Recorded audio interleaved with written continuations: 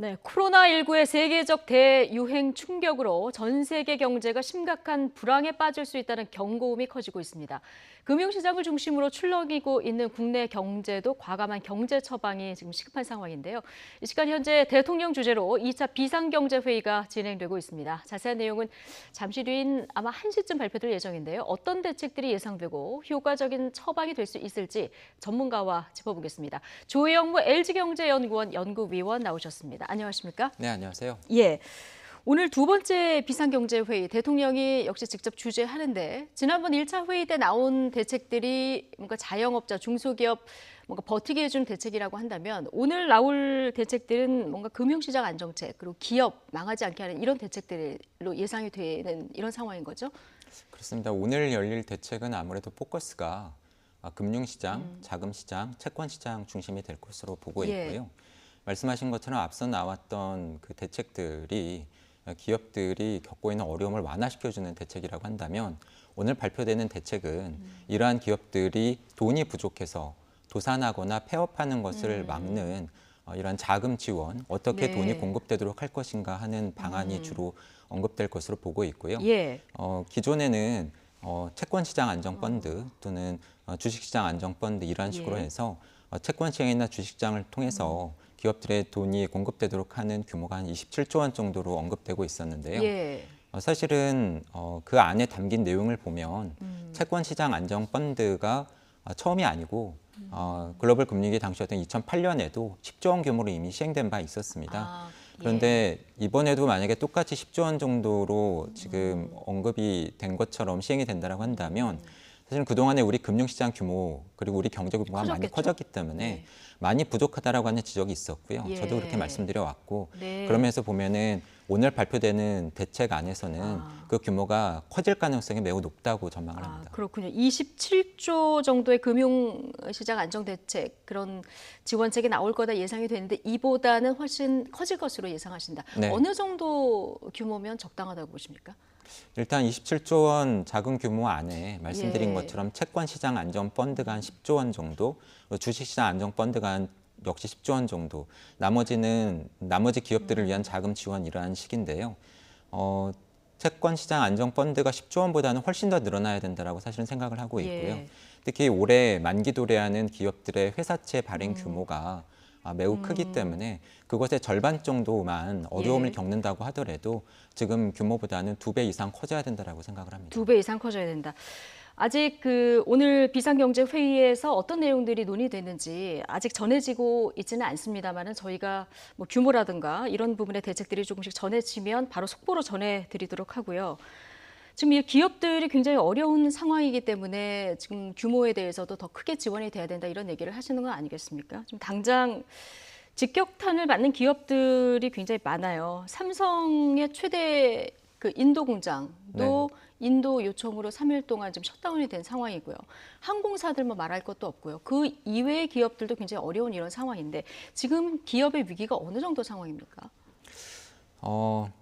질병이 경제 위기의 원인이라고 하는 점은 예. 사실은 앞서 우리나라가 경험했던 메르스 사태 때와 매우 유사합니다. 하지만 그 전개 양상은 예. 메르스 때와 아주 다른데요. 왜냐하면 메르스 때는 발병지였던 중동 지역을 제외하고서 대규모 감염자가 발생했던 주요국이 우리나라 정도밖에 없었고요. 전 세계적인 유행은 아니었다는 그렇죠. 말씀이신 거죠? 그렇다 예. 보니까 우리 경제에 악영향을 미치는 경로가 예. 사람들이 외출 외식을 하지 않아서 생기는 주로 민간 소비 위축이었습니다. 그런데 지금 이번 코로나19 사태는 중국을 거쳐서 우리나라에서도 지금 어려움을 겪고 있지만 예. 더 걱정이 훨씬 더 큰 주요국인 미국 그리고 이탈리아, 스페인을 중심으로 한 유로존 이러한 나라들에서 아주 빠른 속도로 확산이 되고 있거든요. 그리고 이미 뭐 중국이라던가 유럽 같은 쪽에서도 가시화되고 있지만 해외에 있는 우리 주요 기업들의 생산 기지, 공장이 예. 조업의 차질을 빚거나 폐쇄되는 상황까지도 발생을 하고 있습니다. 네. 그렇다 보니까 우리 경제에 악영향을 미치는 경로가 민간 소비뿐만이 아니라 이제 수출, 생산까지도 영향을 미치고 있고요. 네. 이렇게 말씀드린 부분이 실물 경제 충격이라고 한다면 이러한 상황에서 매출이 줄고 자금이 돌지 않는 상황이 지속될 때 기업들이 돈이 모자라서 예. 버티는 것이 어떻게 보면은 어려워지면서 예. 도산이나 폐업을 하게 되면 사실은 이것이 금융위기로 발전할 수가 있습니다. 예. 기업들이 도산을 하면서 발생하는 대규모 부실 채권을 은행과 같은 금융권이 감당하지 못하게 되고 예. 그리고 금융기관들의 자본 건전성이 약화되면서 풀려 있던 정상적인 대출 여신까지도 회수를 하게 된다고 한다면 그것이 사실은 우리가 앞서 경험했던 글로벌 금융위기의 패턴을 따라가게 되는 거거든요. 네. 그런 면에서 지금 진행되고 있는 이러한 경제정책 회의에서 금융시장 안정대책이 규모 있게 그리고 효과적으로 발표되고 신속하게 시행되는 것이 매우 중요합니다. 예. 그런데 지금 기업에 이렇게 돈을 쏟아붓는 것들이 어떻게 보면 밑빠진 독이 물 붓기일 수도 있습니다. 그럼에도 불구하고 지금 지원책이 계속 마련돼서 기업이 돌게 해야 된다는 이런 말씀이신 건가요? 네, 그렇습니다. 뭐 우리나라만 그런 상황이 어. 아니고요. 이미 주요국에서 이런 움직임이 가시화되고 있습니다. 특히 네. 오늘 새벽에 이미 정책금리 수준을 제로까지 떨어뜨렸던 미 연준이 양적 완화 정책을 새롭게 바꿨는데요. 예. 그 내용을 들여다보면 이제 기한을 두지 않는다, 무기한. 무기한. 그리고 매입 대상 채권을 예. 회사채까지도 넓혔어요. 뭐 주택저당증권, 국채, 학자금 대출, 그렇습니다. 카드 뭐 대출까지 다 산다고 카드 대출, 그러더라고요. 학자금 대출, 예. 자동차를 사는 오토론 이렇게까지도 지금 넓히고 있고요.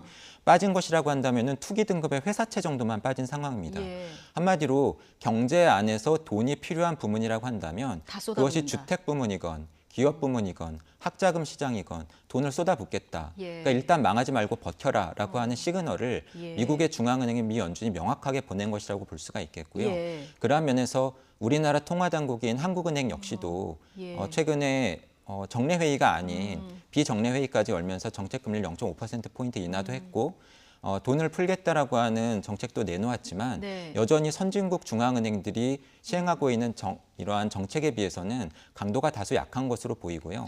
예. 그동안 우리가 시행하지 않았다고 하더라도 이미 우리 경제가 경험해보지 않은 국면으로 진입하고 있습니다. 네. 이번 코로나19 사태가 터지기 전에도 이미 예. 저성장 장기 침체 우려가 있었고요. 네. 여기에 지난 100년 동안 세계 경제가 경험해보지 못한 질병이라고 하는 경제 위기를 맞고 있기 때문에 이럴 때일수록 과감하고 그리고 선제적이고 예. 시도해보지 않았지만 필요한 예. 정책을 시도해보기 위한 노력이 필요하다고 생각을 합니다. 위원님, 미국 연준이 정말 과감한 정말 모든 채권을 다 산다, 돈을 엄청 풀겠다 이런 대책을 발표했다는 얘기 해주셨는데 미국 증시는 내렸습니다. 네. 이건 왜 그렇습니까? 어떻게 보면 이게 아이러니인데요. 예.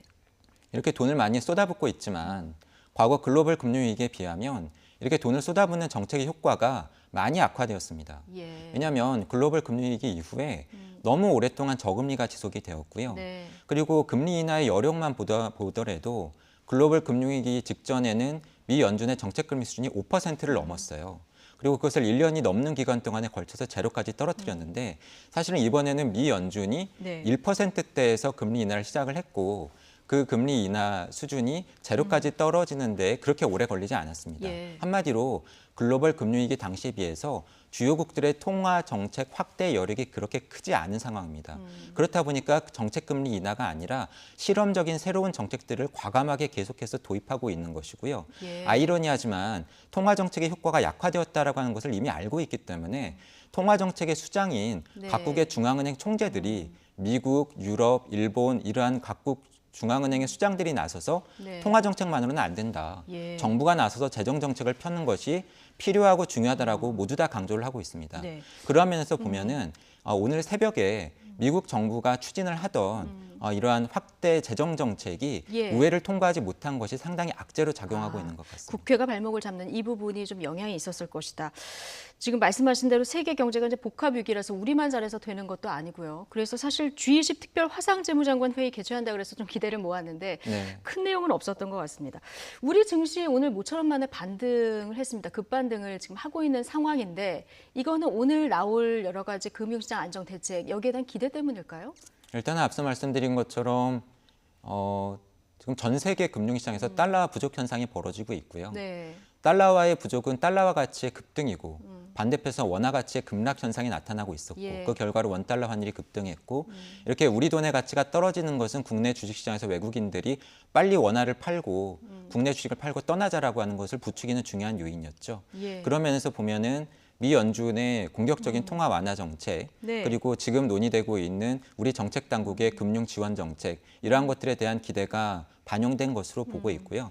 특히 중요한 것은 질병으로 시작된 위기이기 때문에 네. 특정 국가가 이러한 상황에서 코로나19를 얼마나 빨리 극복하고 효과적으로 감염자 수를 줄일 수 있는가가 매우 중요한 변수입니다. 그 특정 국가에 대한민국은 좀 평가를 받고 있다 이렇게 예, 볼수 있을까요? 저는 그렇게 예. 비관적으로 보지 않고요. 이미 우리에 앞서서 일본 질병의 발병지이자 예. 그리고 우리에 앞서서 훨씬 더 고생을 했던 중국이 감염자 수가 빠르게 감소하면서 최근에 글로벌 증시가 매우 어려움을 겪는 가운데서도 상대적으로 중국 증시는 선전하고 있습니다. 예. 그런 면에서 보면 지금 많은 분들이 노력하고 계시지만 예. 우리 방역 당국이 코로나19의 확산세를 보다 더 효과적으로 진정시킬 수 있다고 한다면 우리 경제, 우리 금융시장에도 분명히 긍정적인 영향을 미칠 수 있겠고요. 예. 네. 그렇다면은 이게 지금 방역 위기하고 경제 위기가 같이 왔는데 네. 이 어떻게 보면 경제 위기를 탈출하려고 하면 역설적으로 보면 확산세가 좀 진정이 된다던가 백신이 개발된다던가 이런 어떤 방역적인 측면에서 대책이 나와야 불을 더 빨리 끌 수 있다. 이렇게 볼 수도 있겠네요. 그렇습니다. 예. 저희가 오늘 경제를 이야기하고 있지만 이렇게 질병으로 시작된 경제 위기에서는 가장 필요하고 가장 시급한 경제 대책이 사실은 효과적인 방역일 수 있습니다. 그러한 면에서 보면 최근에 이루어지고 있는 방역 관련 활동 그리고 이에 대응한 정부들의 대응 이러한 것들에 보다 더 관심을 가지고 보시는 게 맞다고 생각을 예. 하고요. 네네. 뭐 주가 저점에 대해서 섣불리 속단하는 것은 조금 이르지 않나 하고 생각이 됩니다. 그렇군요. 지금 삼성전자 주식 개인들이 빚내서 많이 산다고 하는데 이런 부분도 좀 조심을 해야 되는 그런 대목이겠군요. 알겠습니다. 복합적인 위기 상황이라 좀 현명하게 전 세계가 공조해서 움직여야 될 텐데요. 오늘 조영무 LG경제연구원 연구위원 말씀 여기까지 듣겠습니다. 고맙습니다. 네, 감사합니다.